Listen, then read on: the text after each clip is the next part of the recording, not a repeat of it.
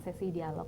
Dan untuk kali ini saya Ayudi akan menemani Anda selama 1 jam ke depan, di mana materi talk show kita kali ini yang ini mengenai peluncuran buku yang dikeluarkan oleh Aliansi Masyarakat Adat Nusantara, di mana mengangkat judul mengenai refleksi kritis untuk hari esok perlindungan masyarakat adat. Jika berbicara mengenai masyarakat adat, tentu banyak hak-hak dan kewajiban dari masyarakat adat Dayak itu sendiri di dalamnya. Dan langsung saja kita perkenalkan 3 narasumber kita yang sudah hadir di studio. Dan di sebelah kiri saya telah hadir Bapak Yusuf Salamat selaku penulis. Selamat sore Bapak. Selamat sore Mbak. Oke, di mana Bapak Yusuf Salamat yang di dalam buku ini sendiri sebagai perancang salah satu peraturan perundang-undangan ya tentunya Bapak ya. Oke, di sebelah Bapak Yusuf Salamat telah hadir juga Bapak Simpun Sampurna selaku penanggung jawab dari buku Refleksi Kritis untuk Hari Esok Perlindungan Masyarakat Adat. Selamat sore Bapak. Dan yang paling ujung telah hadir juga dari kalangan akademisi, yakni Paulus Alphonse. Selamat sore Bapak. Oke. Sore. Dan kami juga mengundang Anda untuk di rumah bergabung bersama kami di hotline telepon 3234156 dan 3234157. Dan di sesi dialog kita nanti juga rekan-rekan yang ada di studio bisa ikut bergabung bersama kita untuk memberi tanggapan atau sumbang saran tentunya. Dan sebelum kita berpanjang lebar mengenai isi buku ini, mungkin Bapak Simpun Sampurna sendiri bisa menjelaskan apa sih yang melatar belakangi hingga buku ini bisa terbentuk atau bagaimana ini, dan mengapa judul ini yang diangkat? Terima kasih. Saya melihat bahwa persoalan masyarakat adat ini semakin jauh hari semakin bertambah. Ini menjadi latar belakang kita. Kemudian mengingat masa lalu kita yang lebih bagus dan sekarang semakin banyak berkembang, tidak mungkin kita kembali ke masa lalu. Oleh sebab itu penting merefleksi diri untuk melihat ke masa depan.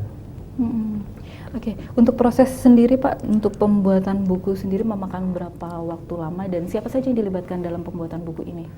Iya, pembuatan buku ini itu terhitung lama juga, lebih dari 1 tahun lebih. Dan di bulan Mei kami merancang bagaimana tata cara buku ini. Kemudian di bulan April kami membuat sayembara di bulan April. Kemudian di Juni kemudian penulisan sayembara itu sendiri. Nah, terus kemudian dari sayembara itu juga Agustus itu mulai pengumuman pemenang sayembara. Nah, kemudian dari sayembara ini ada penulis inti yang kita minta, yang juga memotori soal bagaimana membangun tulisan ini ke depannya. Nah, kemudian di bulan September 2012 itu sudah proses editing di buku ini. Kemudian bulan Maret masih dalam proses tahap kedua. Bulan April itu baru pencetakan. Kemudian di bulan Mei 2012 2013 ini penerbitannya dimulai.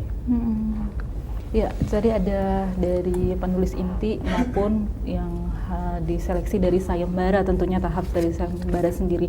Dan salah satu yang lolos dari sayembara ya ini Bapak Yusuf Salamat ya, Bu. Nah, mungkin bisa menjelaskan mengapa tertarik ikut bergabung untuk ikut menulis dalam buku mengenai refleksi kritis untuk hari esok perlindungan masyarakat adat.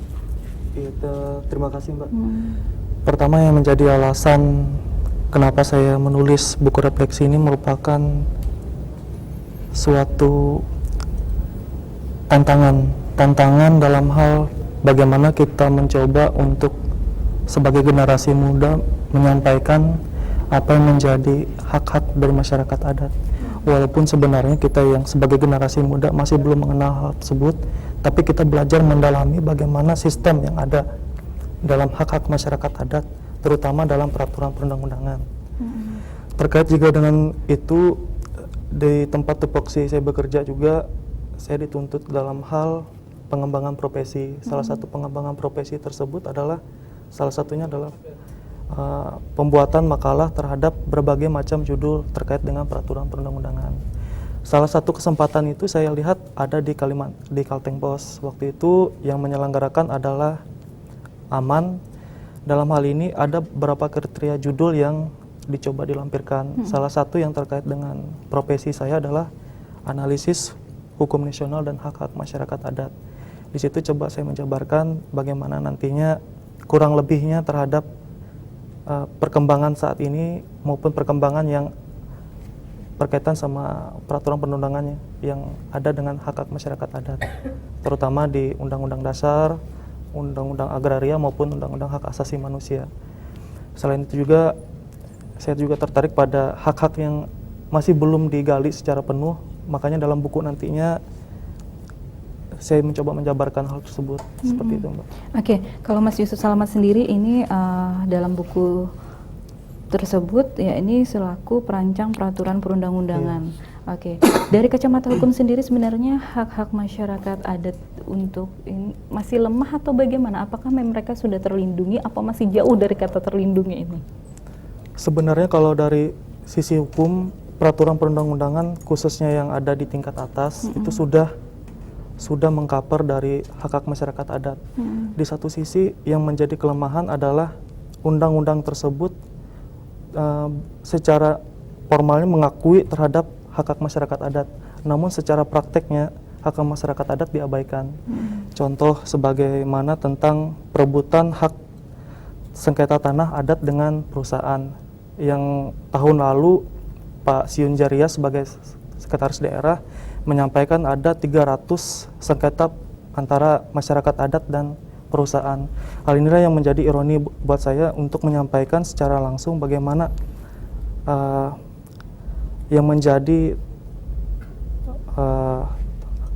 masukan bagi pemerintah daerah khususnya Pemda itu sendiri untuk menyikapi terhadap peraturan tersebut, paling tidak adanya suatu delegasi dari undang-undang yang di atas, misalnya undang-undang agraria, mencoba menjabarkan bagaimana hak-hak masyarakat adat itu dituangkan dalam suatu peraturan daerah.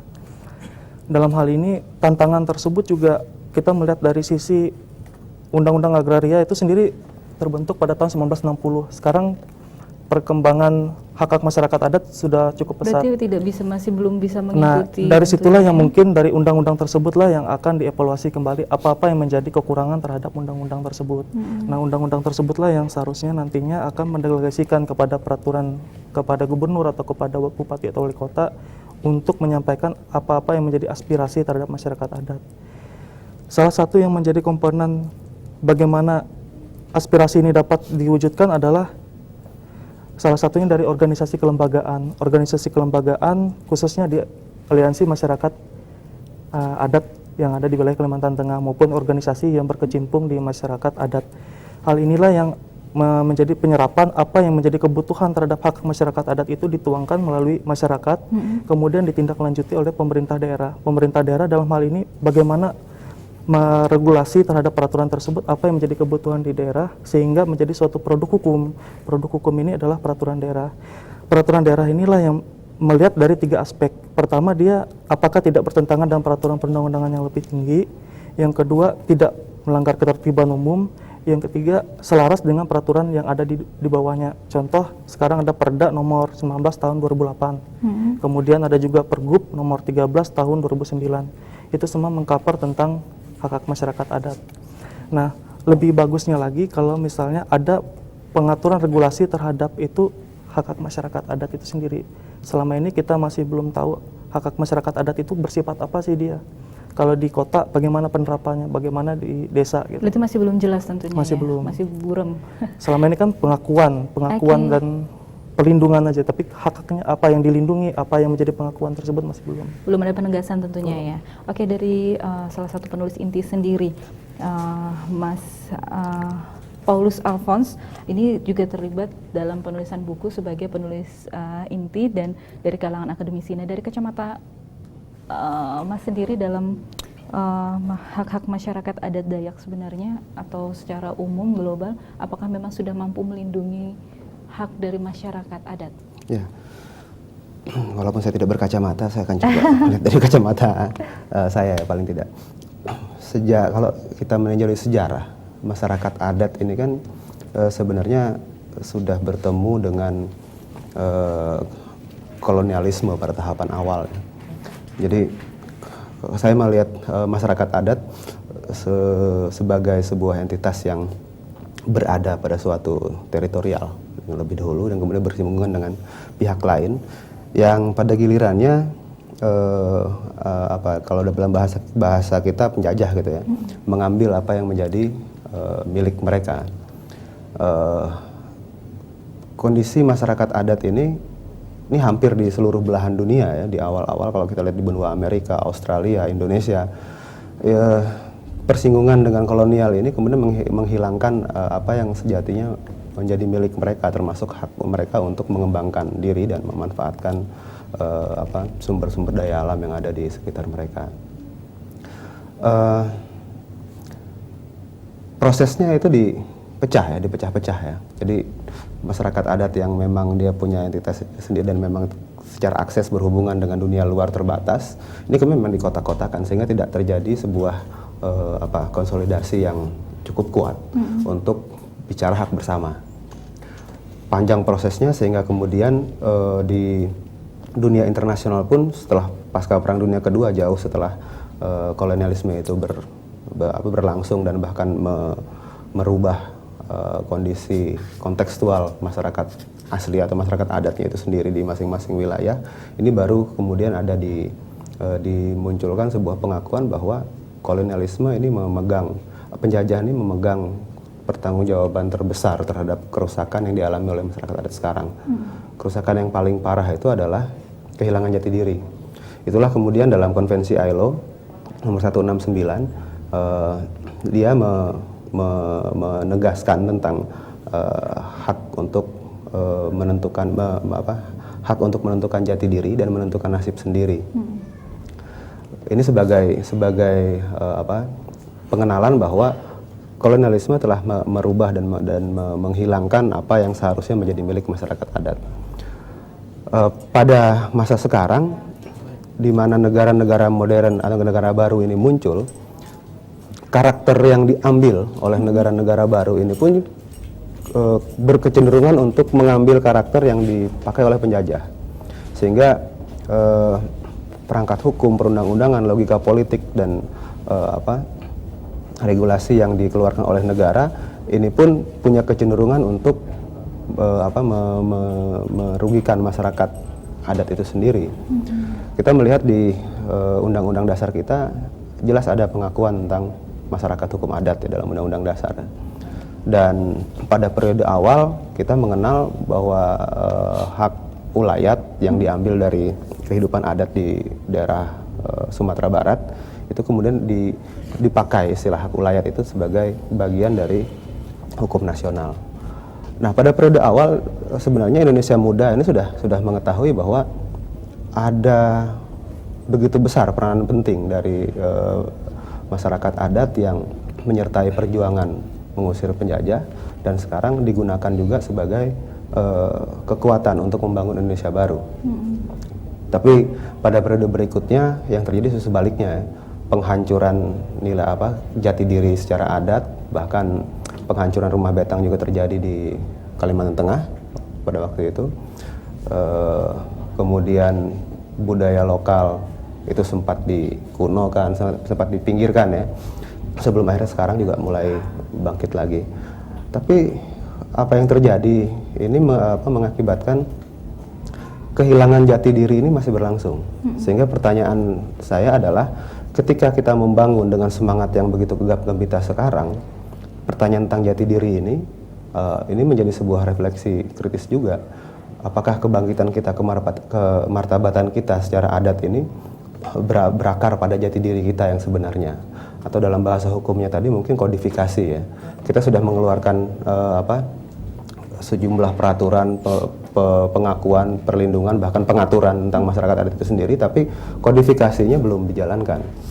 Saya pikir dari 11 sungai, daerah aliran sungai besar di Kalimantan Tengah ini berbeda kebutuhannya tentunya. Iya, kontekstualisasinya kan berbeda dan ini tidak bisa serta-merta langsung digeneralisir. Dan ini harus kalau misalnya dalam hukum ada dikenal kodifikasi, itu mungkin itu bisa dilakukan terlebih dahulu sebelum kita kemudian melakukan tindakan pengaturan terhadap konteks masyarakat Oke, adat sendiri. kayaknya kita harus tahan dulu karena sudah ada yang mau bergabung di rumah. Ya, halo. Selamat sore.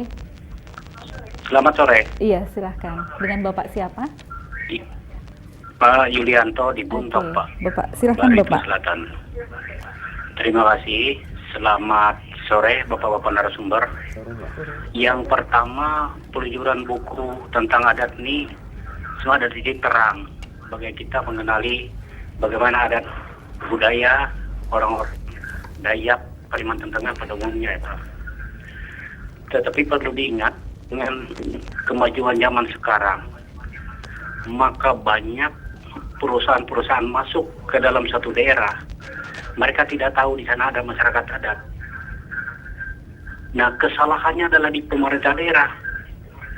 Kena menerbitkan satu izin, tetapi di dalamnya ada masyarakat adat atau masyarakat Dayak di sana. Sehingga menjadi konflik di sana, Pak. Pada akhirnya, muncullah hal-hal yang bersifat negatif dari masyarakat karena mereka menyatakan bahwa itu adalah punya mereka turun-temurun sudah. Nah, oleh karena itu muncul ke permukaan. Yang kedua adalah adat budaya kita. Sebenarnya kita melihat ke depan atau beberapa tahun ke belakang, sebenarnya masyarakat adat Dayak pada umumnya ini ada hampir punah. Tapi sekarang mulai terbit kembali lah, ada titik terangnya bahwa kebudayaan adat kita ini benar-benar tampil di permukaan, khususnya di Kalimantan Tengah, bahkan sampai ke luar negeri. Iya Pak Yulianto. Nah, oleh mungkin karena bisa itu disingkat. sebenarnya fungsi Demang itu benar-benar harus difungsikan. Jangan Demang cuman ada di sekedar Demang saja. Kalau ada kebudayaan atau adat kebudayaan yang dilaksanakan oleh masyarakat Dayak, itu cukup dengan Demang. Hanya pemberitahuan saja kepada aparat bahwa kita melaksanakan adat. Dalam hal ini izin mengumpulkan orang banyak. Nah, kadang-kadang Demangnya cuma tanda tangan saja, Pak. Dengan satu kegiatan adat budaya. Sehingga akhirnya dari sampai ke pihak yang berwenang lebih di atasnya tidak diizinkan dengan satu lain hal. Oleh itu harapan kita ke depan, mari kita bersama-sama memunculkan adat budaya, adat istiadat kita sehingga tidak terjadi konflik-konflik antar sesama. Terima kasih, Pak. Oke, terima kasih Pak Yulianto. Mungkin Bapak Simpun bisa menanggapinya. Ada kaitannya dengan berkembangnya iklim investasi nampaknya nih. Iya. Seperti perkebunan dan pertambangan tentunya. Terima kasih Pak Yulianto di Buntuk. Selamat sore. Saya melihat juga banyak persoalan ini karena dari awal misalnya ketidakpastian itu dibangun, yaitu dengan prasyarat yang luar biasa untuk masyarakat adat. Dengan kata lain ya, misalnya dulu ya hutan adat berada di wilayah hutan negara. Ini menjadi apapun persoalannya ya, maka kalau negara berkewenangan, kalau pejabat di daerah berkewenangan, maka dia bisa mengambil itu hak kita. Nah, sekarang dengan dilakukannya oleh Aman dengan uji materi Undang-Undang 41, salah satu pasalnya yang menyatakan bahwa hutan adat berada di wilayah negara, maka sudah dikabulkan oleh MK, yaitu hutan adat berada di wilayah adat dan statusnya hutan hak. Nah, oleh sebab itu tidak lagi sembarangan kita mencaplok wilayah-wilayah adat yang memang dari leluhur kita, dari asal usul kita. Oleh sebab itu mari kita bersama-sama. Di Aman Kalteng sudah meluncurkan beberapa program, misalnya pemetaan wilayah adat agar jelas wilayahnya, agar jelas hak-hak masyarakat adat. Tidak lagi kita hanya mengatakan punya si anu, ayong si anu, berapa luasnya, tidak tahu. Nah, oleh sebab itu kepastian hukum harus ada, yaitu peta wilayah adat. Nah, di dalamnya adalah SKTA nanti yang mendukungnya. Jadi peta wilayah adat itu untuk memberikan kepastian bahwa wilayah itu ada hukum adatnya. Nah, oleh sebab itu terkait soal masalah-masalah, ya persoalannya karena tadi, ya karena hutan adat berada di wilayah hutan negara. Nah, oleh sebab itulah persoalannya terus-terusan bermuncul. Dan harapan saya masyarakat adat juga ya memulai ya melakukan pemetaan wilayah adat di setiap komunitas masing-masing agar ada terbukti bahwa ada masyarakat adatnya. Ya, sebelum kita jawab pertanyaan kedua dari Pak Yulianto, ada yang sudah mau bergabung ya? Selamat sore. Bergabung ya. Ya, selamat sore. Pak Jalan Bekas. Oke, Bapak silahkan. Nah, saya melihat dari peluncuran buku Pak Simpon, Pak Yusuf, dan Pak Alfon Paulus tadi, itu sangat bagus. Saran saya, buku-buku itu kalau bisa dikasihkan nanti kepada kepala desanya, damangnya, harus dibagi satu-satu. Karena kita melihat perlindungan masyarakat adat ini masih kurang desa-desa. Yang penting perlindungan desa-desa. Untuk desa-desa itu yang penting untuk masyarakat desa. Yang kedua, pertanyaan saya melihat di hutan-hutan itu kalau dulu waktu saya sekolah, hutan-hutan lebat tuh, padahal orang Dayak tuh banyak yang melindungi hutan itu. Ternyata hutan itu tidak bisa dilindungi. Oleh sebab itu dengan tadi apa yang dikatakan Pak Yusuf Selamat SH tadi, bisa di Pergub direlaksasi Pergub 13 itu, Perda 13 dan Pergub 16 itu. Nah, oleh sebab itu diintegrasikan apa yang dikerjakan masyarakat.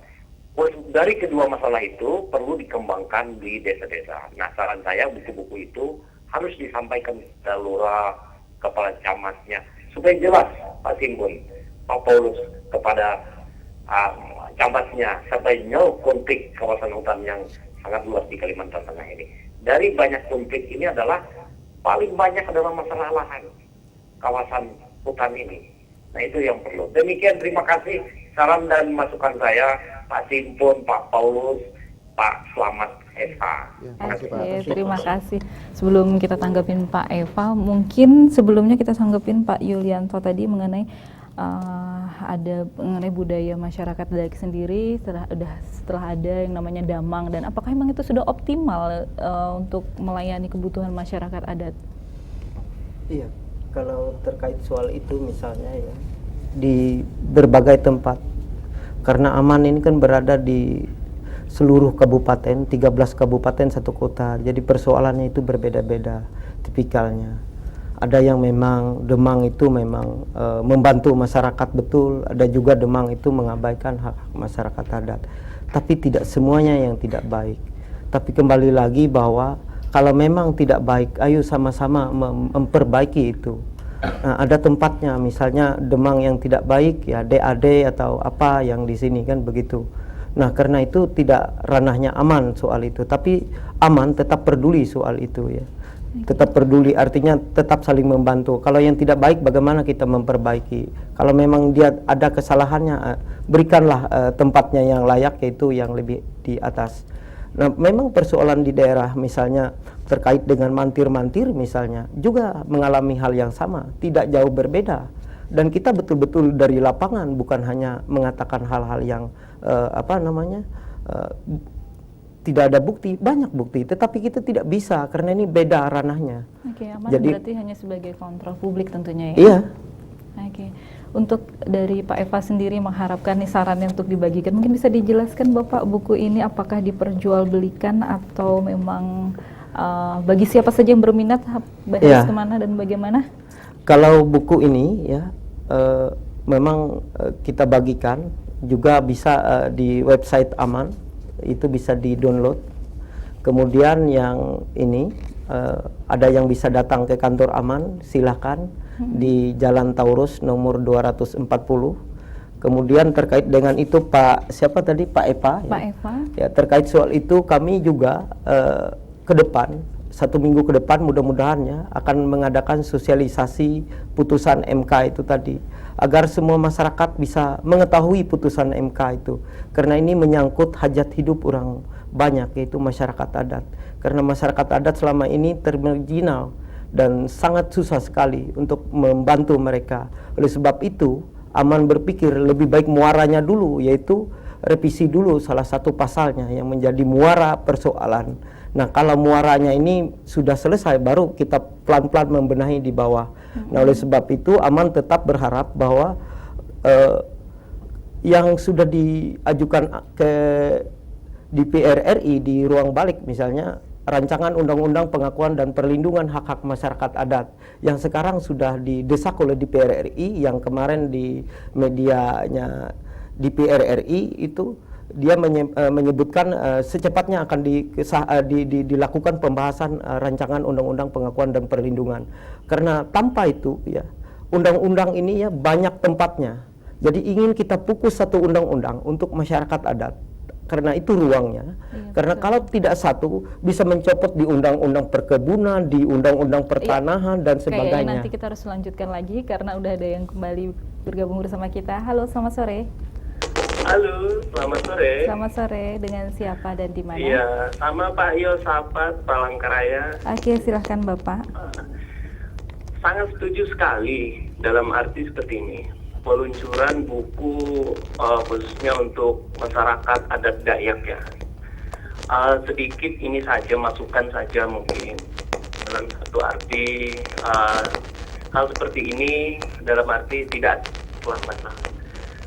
Dalam arti gini, seharusnya ketika pada mulanya sebelum seperti yang Pak siapa tadi dari Buntok itu, ini kan sangat merambah sudah Pak, di mana-mana perusahaan sawit, di mana-mana pertambangan.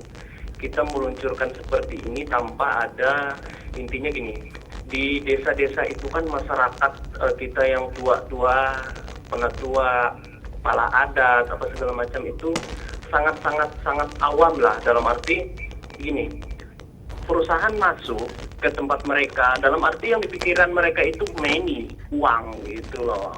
Nah, seperti yang Pak Simput bilang tadi, pemetaan itu agar dapat disosialisasikan itu dari pangkal Pak, bukan dari perkotaan. Kalau arti dari saya ya, kalau kita perkotaan kita website bisa Pak, website bisa, buka apa internet bisa, itu kita sudah tahu. Kalau bapak-bapak kita mungkin yang di kampung atau apa, saya setuju sekali dalam arti gini, ketika kita belajar hukum itu ada dua hukum saja di negara ini, hukum yang diatur oleh negara dan hukum adat. Nah, efek jeraknya bagi perusahaan atau siapapun yang melanggar adat ini itu biar ada action gitu loh, action nyatanya itu seperti apa gitu loh.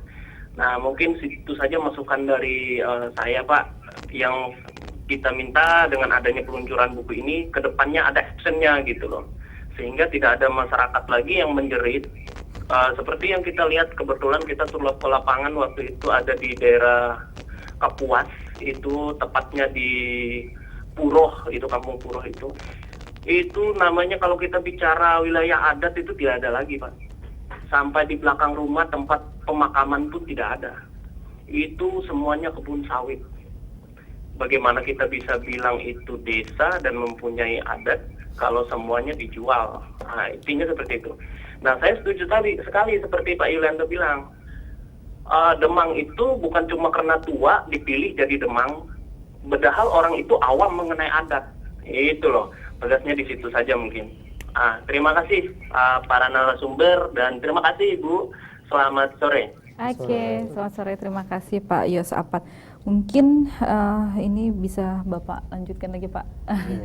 Kita tanggapi mengenai supaya masyarakat itu lebih cerdas, mungkin tidak tergiur hanya sesaat menjual lahannya atau bagaimana. Nah, apakah memang sudah ada pendekatan itu dilakukan oleh Aman? Iya, persoalan ini kan sudah lama terkait soal hak-hak masyarakat adat ini. Yang dulunya misalnya ya perlakuan orang dengan disebutnya tanah negara, padahal definisi tanah negara dia tidak tahu. Jadi masyarakat adat tidak tahu definisi tanah negara atau hutan negara. Jadi takut semua. Jadi bagaimana yang namanya tanah negara dan hutan negara tidak tahu. Jadi persoalannya di situ, di kampung-kampung itu, apalagi orang kampung yang tidak dapat informasi, susah dari jangkauan komunikasi, menjadi susah.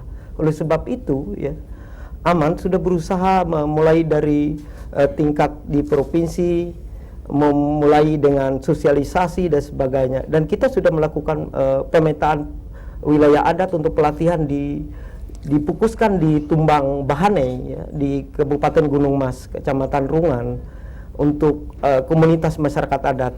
Jadi kita memberi pelatihan itu agar mereka bisa menjabarkan di tiap daerah. Jadi orang-orang yang pelatihan ini dari masyarakat adat di 13 kabupaten, satu kota yang kita latih di Gunung Mas. Nah, oleh sebab itu saya pikir ya persoalan memang banyak persoalan. Jadi mari bersama-sama membenahi.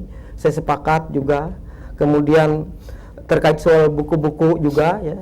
Saya berharap ya siapa yang bisa datang ke Aman silakan. Nah, terkait dengan masalah adat-adat ini, ayo kita mari bersama-sama. Kami yang muda-muda ini mungkin belum tahu banyak soal itu, tapi kami punya perhatian, punya rasa sosial. Karena itu ya apapun yang bisa kami lakukan, inilah yang kami lakukan. Oke, berarti terbuka aman untuk siapa saja ikut sumbang saran atau tanggapan mengenai perlindungan masyarakat adat sendiri. Mungkin dari ini mungkin bisa disampaikan bagaimana sih sebenarnya merubah Bung Paulus Alphonse, mungkin bagaimana merubah mindset masyarakat, terutama masyarakat yang ada di daerah tentunya tidak mudah mengakses untuk ini loh hukum yang sebenarnya seperti ini, atau mereka bagaimana melindungi haknya mereka sendiri bagaimana untuk tidak menjual tentunya. Saya pikir akan terlalu arogan ketika kita bicara kita rubah mindset masyarakat, sementara kita sendiri tidak mau merubah mindset kita. Jati diri kita, saya pikir kita akan menemukannya di adat, sehingga nilai-nilai terkait mempertahankan tanah, bagaimana berhubungan dengan orang satu tetangga, satu kampung dan orang dari luar kampung, itu bisa kita temukan di dalam ajaran adat kita masing-masing di tempat kita masing-masing. Ketika bicara tidak gampang menjual tanahnya, masalah ini saya pikir masalah yang sangat manusiawi ya. Artinya manusia kota dan manusia adat atau manusia apapun ketika bicara kebutuhan uang dan dorongan ini akan punya godaan yang sama. Tapi saya pikir adat masih bisa menjadi alat perlindungan ketika kita memang memegangnya bukan hanya dalam acara kampanye, dan maksud saya bukan hanya dalam acara yang mempertontonkan, tapi juga melakukannya dalam kehidupan sehari-hari, karena di sanalah akarnya. Hukum adat tidak akan bisa tumbuh ketika tidak dipraktekkan. Nah, yang menjadi kebutuhan kita sekarang adalah kita menemukan jati diri lewat adat dan kemudian mempraktekannya dalam kehidupan kita sehari-hari. Tidak hanya ketika berbicara perusahaan datang yang melakukan kesalahan kita hukum, tapi juga bagaimana kita berhubungan dengan tetangga kita, itu juga harus berdasarkan adat toh. Artinya ketika kita memulai semangat untuk kembali mengenal diri kita sendiri melalui adat, ya konsekuensinya kita akan mempraktikkan itu dalam kehidupan rumah tangga, bertetangga, dan yang lebih luas lagi dalam hubungan terkait pengelolaan sumber daya alam. Ketika kita bicara masalah kenapa kemudian muncul konflik, ya itu tadi ada dua logika antara logika adat dengan logika negara ya, bicara tentang sumber daya alam.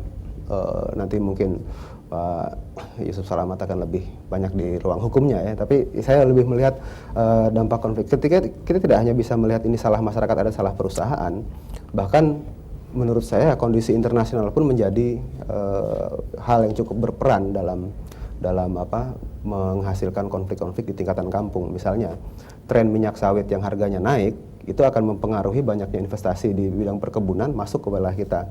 Kondisi negara yang kemudian mendewakan investasi ini tadi akan bersinergi dengan isu internasional dan kemudian akan memetakan tanah-tanah mana lagi yang bisa dibuka untuk investasi, dan itu akhirnya konflik karena dalam proses itu semua tidak ada ruang untuk mempertimbangkan secara adat atau masyarakat lokal ini ruangnya di mana terkait pengelolaan sumber daya alam. Bahkan sekarang terkait juga, saya akan masuk ke wilayah ini ya, tren perubahan iklim RID sekarang.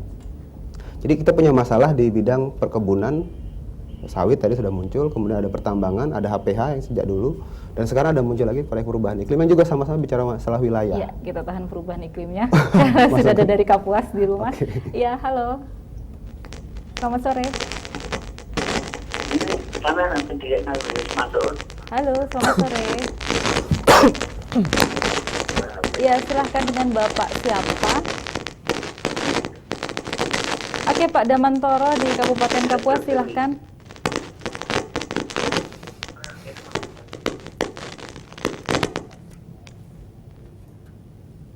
Iya Bapak, Pak Damantoro. Oke, silahkan Bapak. Iya Bapak, silahkan dengan pertanyaan atau sarannya Bapak. Kayaknya kita. Oke. Halo Bapak. Dari Kabupaten Kapuas. Silahkan. Kami sudah bisa menangkap suaranya. Oke, nampaknya kita terputus. Ya, kembali lagi ini masalah iklim. Ya. Kaitannya. Jadi kita punya masalah terkait wilayah yang juga menjadi masalah masyarakat adat ini sejak dari perkebunan ke pertambangan, HPH, konservasi, dan sekarang perubahan iklim yang juga bicara wilayah. Nah, saya pikir ketika kita bicara di mana wilayah masyarakat adat yang kawan-kawan aman sudah mulai di daerah Gunung Mas.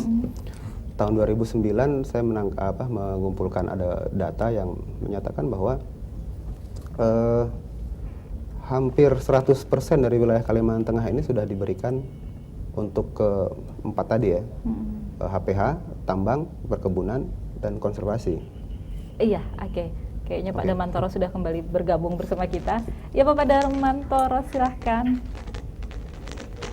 Halo. Iya Bapak, silahkan Bapak. Pak Damantoro.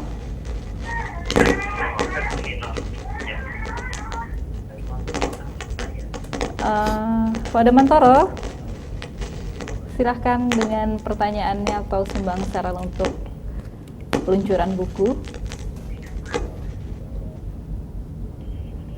Oke, kembali terputus. Kembali empat. Empat apa tadi? Jadi bisa kita bilang bahwa wilayah ini sudah habis. Oke. Artinya ini juga justru jadi tantangan untuk aman, untuk bicara yang mau dipetakan itu wilayah adat yang mana. Apakah itu nanti wilayah adat di dalam izin konsensi perdabangan atau wilayah adat dalam izin pengelolaan hutan, atau wilayah adat di dalam wilayah proyek perubahan iklim. Itu tentunya akan melahirkan konflik baru ya dalam penguasaan wilayah. Iya, kita ada Oke. telepon lagi. Maaf, Silakan. nampaknya kita pembicaraan kita ini cukup menarik hingga mengundang pemirsa yang di rumah ikut bergabung bersama kita. Halo, selamat sore. Halo. Halo. Iya, Bapak. Dengan Bapak siapa? Iya. Bapak Busung dari Gunung Mas. Oke, Bapak Busung silahkan. Kami sangat setuju peluncuran buku pembelaan masyarakat adat itu sangat baik. Tetapi kami juga ingin meminta diadakan sosialisasi untuk masyarakat adat bersama peluncuran buku itu. Sebab komunitas Gunung Mas ini belum mengerti betul tentang pembelaannya oleh pengaruh-pengaruh perusahaan-perusahaan dan pembangunan. Maka harap pada DUS atau siapapun nanti bisa mengadakan sosialisasi tiap kecamatan lah yang pasti, supaya mereka tahu betul terutama tentang pembelaan hak-hak mereka dan juga tentang pemetaan tempat iklim. Itulah usul kami dari Gunung Mas. Oke, terima kasih Terima Bapak. kasih. Ya, mungkin sebelum ditanggapi kita sambung. Oh, ntar dulu ada telepon lagi satu.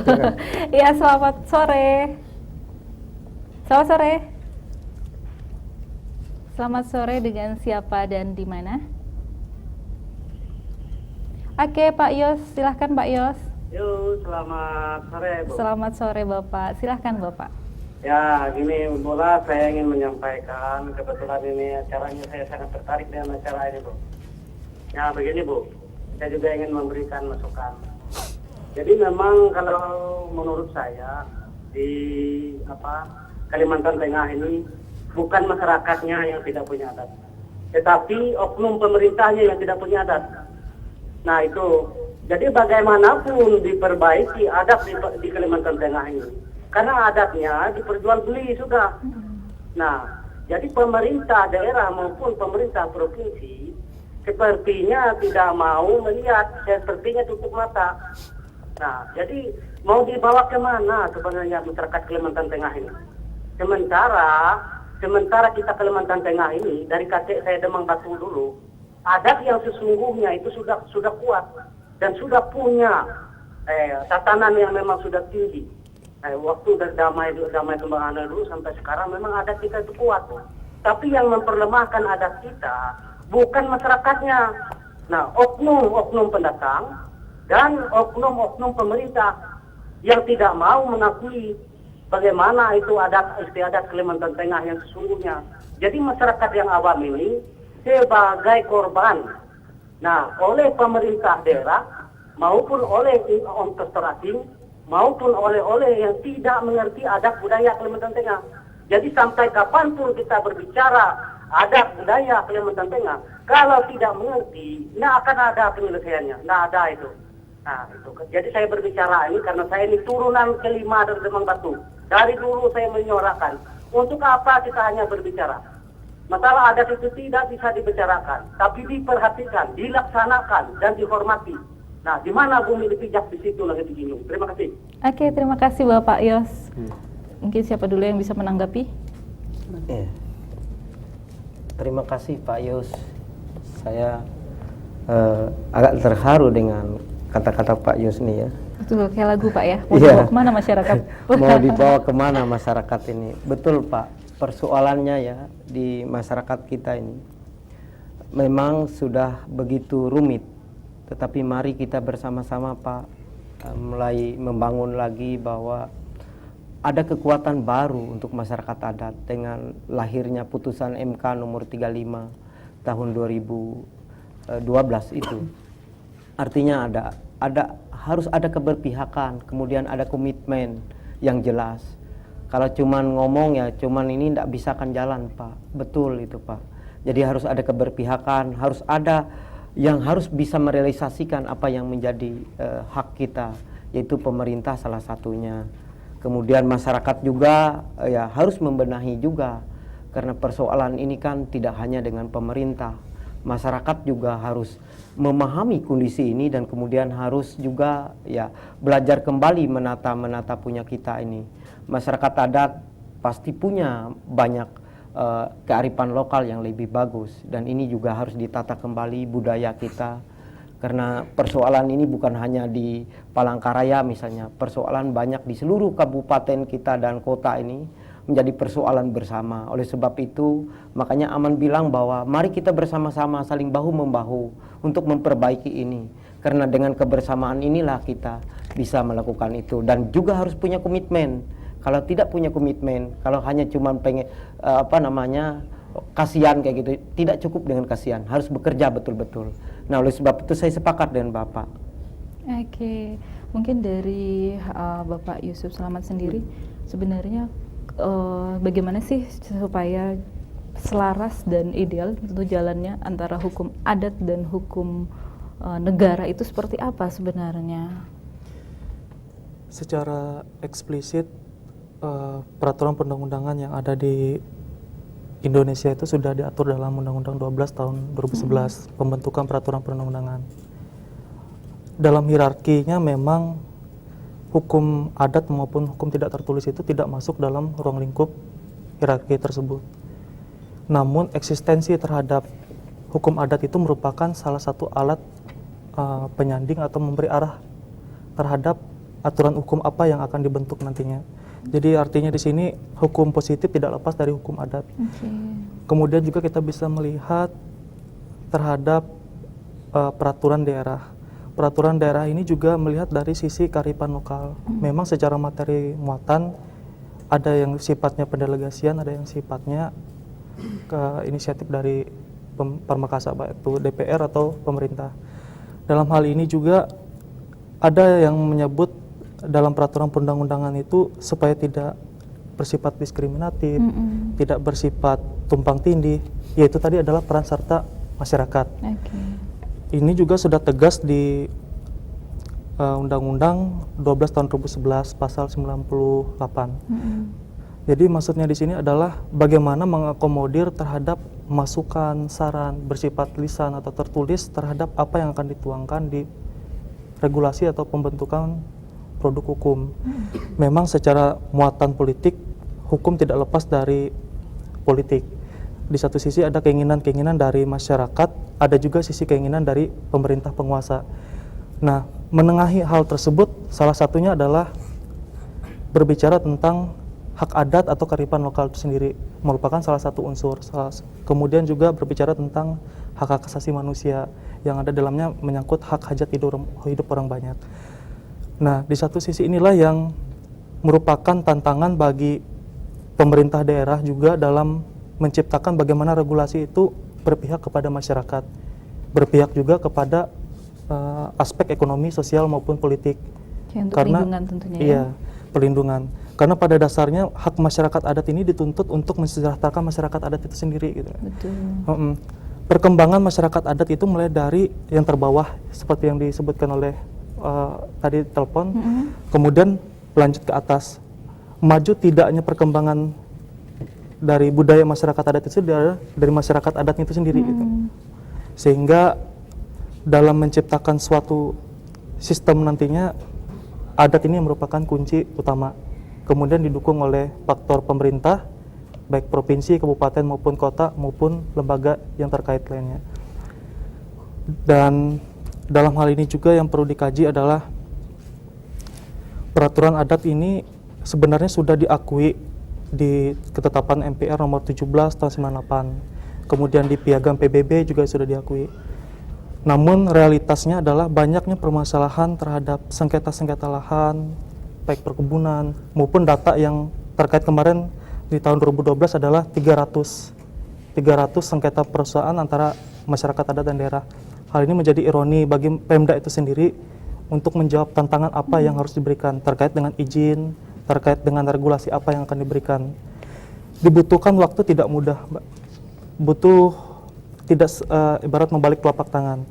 Dalam menciptakan suatu regulasi juga melihat bagaimana sisi aspek apa yang menjadi kebutuhan masyarakat adat itu sendiri, secara tidak bertentangan dengan peraturan perundang-undangan yang lebih tinggi.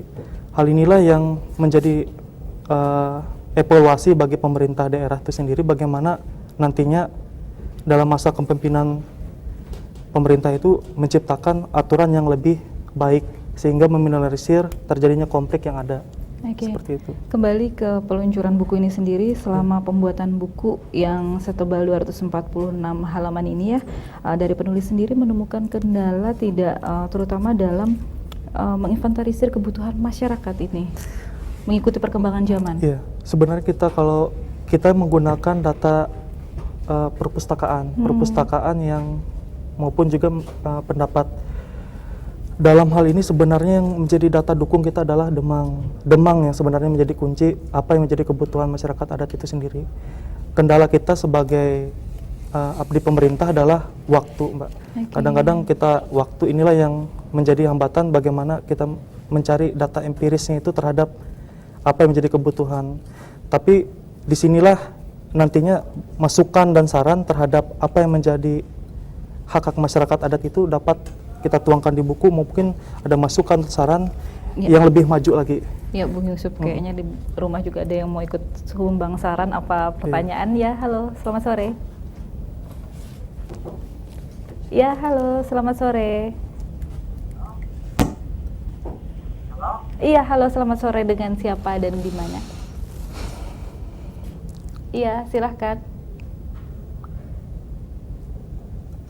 Halo. Selamat sore. Oke, nampaknya terputus. Ya, kita kembali dari Bung Paulus sendiri. Dari penulisan ini menemukan kendala apa nih dalam menginventarisir kebutuhan masyarakat nih? Iya, ada satu masalah tadi yang oleh penelpon sampaikan, termasuk peran pemerintah dan peran pemerintah yang salah satu tantangannya adalah tentang birokratisasi dan politisasi adat ya. Terkait investasi di beberapa wilayah di Kalimantan Tengah. Beberapa wilayah juga yang jadi bupatinya itu sekaligus juga sebagai ketua dewan adat. Nah,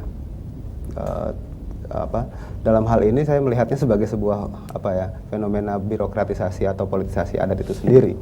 Bagaimana mungkin adat itu kemudian bisa menjadi pelindung dari sumber daya yang akan dihabisi oleh pihak luar, ketika yang menjadi ketua dewan adatnya sendiri adalah yang diakui secara legal ya, itu adalah seorang bupati yang memberikan izin pertama kali bagi wilayah investasi itu untuk beroperasi. Saya pikir ya saya sepakat dengan Pak Yusuf ketika bicara bahwa ini semua harus dimulai dari bawah. Artinya mengharapkan perubahan itu terjadi dari atas, dari pemerintah atau bahkan dari kelompok politisi dan segala macam, saya pikir bukan pilihan yang bijak ya, karena Belanda juga melakukan hal itu dulu waktu menjajah.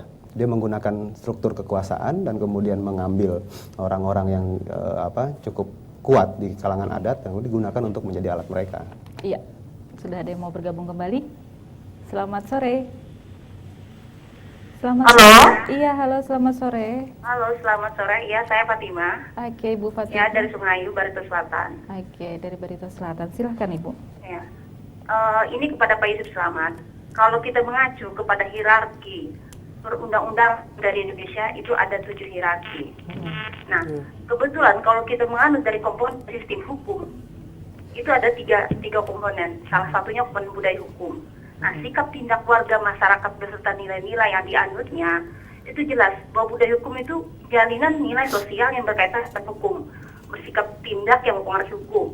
Misalnya rasa malu dan rasa salah apabila melanggar hukum. Iya, nah, di dalam tatanan masyarakat kita yang ada saat ini, rasa malu itu sangat kecil. Bahkan tidak ada punya rasa malu. Itu pertama. Yang kedua, kalau kita secara kacamata logika kita, apakah masyarakat adat ini mengetahui seluruhnya komponen-komponen dan peraturan-peraturan hukum yang ada di Indonesia? Pada umumnya, di daerah, mungkin di daerah saya, itu masyarakat sangat banyak sekali tidak mengerti peraturan hukum. Okay. Nah, bagaimana artinya mengantisipasi atau menyikapi seperti itu? Saya mohon mungkin ada saran pendapat dari Pak Yusuf Selamat. Okay. Itu pertama. Yang kedua, Singkat, saya Ibu. ingin bertanya kepada ketiga narasumber bahwa di sini artinya kan yang peluncuran ini adalah masalah perlindungan masyarakat adat. Sejauh mana kepada ketiga narasumber tentang perlindungan masyarakat adat selama ini, maaf kata, mungkin saya katakan bahwa perlindungan masyarakat adat itu sangat minim, bahkan dianggap hampir tidak ada atau punah. Kalau kita berbicara kepada tujuan negara Republik Indonesia ini, dibangunnya pemerintahan Indonesia ini adalah sangat mulia. Sedangkan negara dimanapun di dunia ini, sebelum adanya hukum peraturan yang ada, itu yang paling pertama terlahir adalah hukum adat, meskipun tidak tertulis. Itu kita bicara negara manapun. Artinya bahwa hukum masyarakat adat itu sangat kuat, sangat kental. Tapi apabila bicara ke dunia de facto dan jure, dia tidak akan memperlihatkan masalah itu gitu. Mana secara tertulisnya? Contoh kalau masalah ada perusahaan masuk, dicari sertifikatnya mana.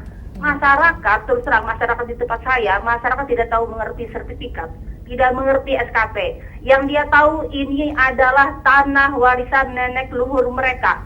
Ya, Yang mereka tahu ini adalah asal usul sejarah bahwa di sini adalah tanah Tambi mereka. Terima kasih. Ya, terima kasih Bu.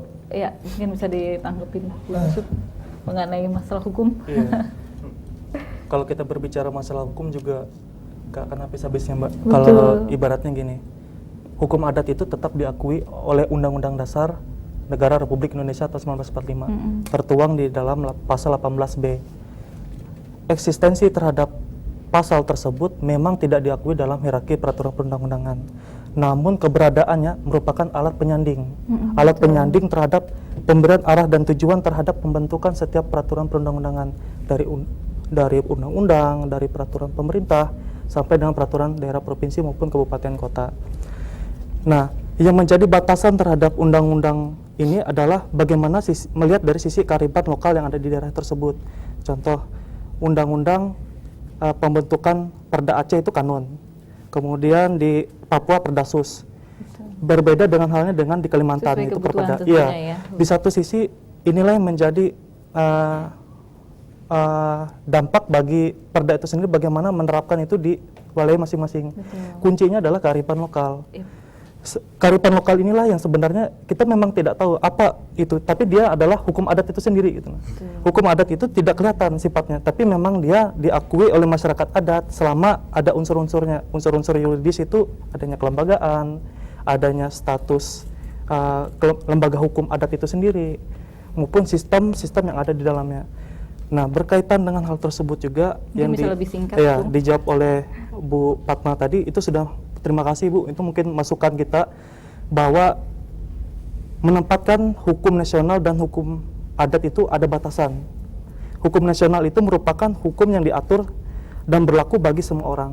Tapi kalau kita berbicara tentang hukum adat, itu adalah komunitas tersendiri, di mana ada wilayahnya sendiri, di mana ada kekuasaannya sendiri. Disitulah yang menempatkan kekuatan hukum adat itu berlaku. Di Barsel mungkin tantangan kita adalah bagaimana mensosialisasikan, menyuluhkan. Tugas itu diberikan adalah kepada pemerintah daerah, terlebih-lebih kepada masyarakat yang peduli kepada perlindungan hak masyarakat adat. Seperti itu. Mungkin di sesi penghujung dialog kita ini, mungkin Pak Simpun Sampurna bisa memberikan kalimat pemungkas atau bagaimana mengenai hak-hak masyarakat atau perlindungan masyarakat adat Dayak yang ada di dalam buku ini sendiri itu seperti apa? Dan harapannya mungkin bisa disampaikan. Ya. Pertama soal perlindungan masyarakat adat, dalam refleksi kritis untuk hari esok ini, perlindungan soal ini ya, REDD dulu. Karena ini menyangkut isu REDD yang tidak lepas dari kehidupan masyarakat adat. Kemudian ada lagi yang bisa kita lihat bahwa persoalan masyarakat adat ini ya, di Kalimantan Tengah itu terkait soal bagaimana orang di kampung. Karena di kampung ini kan banyak yang tidak terakomodir. Ini juga yang hakikat buku ini menjadi persoalan. Kemudian dari ini kan ada sejarah yang sering dilupakan. Seperti yang dibilang Ibu Halimah tadi kan sejarah yang menjadi penyakit. Kemudian yang sering dilupakan. Kemudian kondisi masyarakat adat dalam produk karet, rotan dan sebagainya. Ini kan sumber daya alam kita yang harus kita lihat ke depannya. Kemudian ada beberapa lagi yang misalnya upaya melindungi masyarakat adat itu. Nah, upaya inilah yang kita cari terus polanya. Mungkin hari ini kurang baik, yang besok mungkin lebih baik. Nah, mungkin itu artinya kita tidak terpaku dengan ini. Mungkin ke depan ada lagi yang lebih bagus. Ya, semoga saja dengan peluncuran buku mengenai refleksi kritis untuk Hari Esok Perlindungan Masyarakat Adat ini memberikan manfaat tentunya untuk masyarakat, terutama dalam perlindungan masyarakat adat sendiri ya. Oke, terima kasih untuk pemirsa yang sudah bergabung bersama kami, dan terima kasih kepada rekan-rekan yang sudah hadir di studio, dan juga terima kasih untuk 3 narasumber kita yang sudah datang pada sore hari ini. Dan nampaknya kita harus mengakhiri perjumpaan kita. Dan mewakili kerabat kerja yang bertugas, saya Yudia mengucapkan terima kasih dan sampai jumpa.